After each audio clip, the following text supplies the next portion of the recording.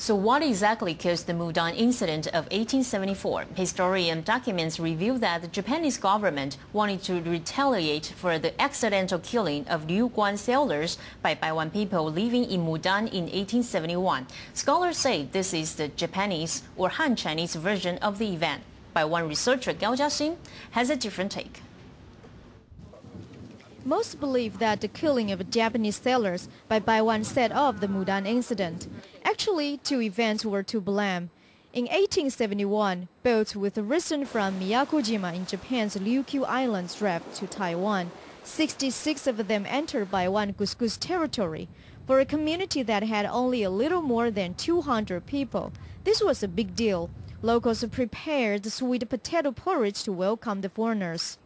Due to language barriers, however, the Ryukuans ran away. Halfway through the journey, 54 of them were killed by Cuscus community members and Sinvaydjan people. 12 escaped from Fengshan County to Fujian. Gao calls this the Ryukuan Incident. Because our men typically carried knives, and the situation was tense. So tense that a look or a breath caused fear. The Japanese ran away. The locals may have felt insulted that they did not speak to them when offered food. So the locals probably thought that the Japanese were up to no good. 3 years later, on May 8th, the Japanese used the Ryukuan Incident as an excuse to send an army to Taiwan.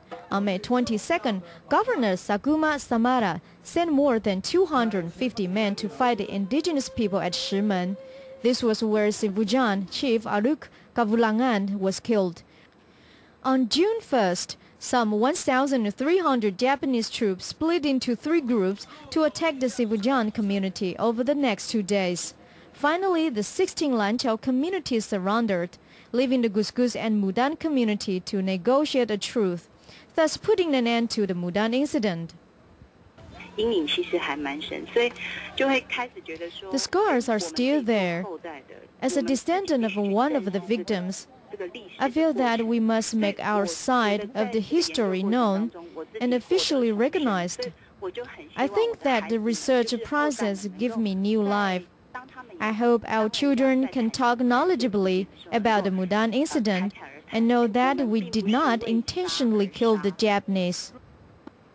In Paiwan tradition, it is a taboo to discuss battles and related death.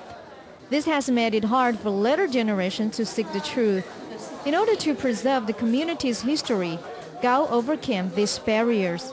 In 2005, she attended a Love and Peace Reconciliation event co-hosted by Ryukuan and indigenous Taiwanese. TITV Weekly.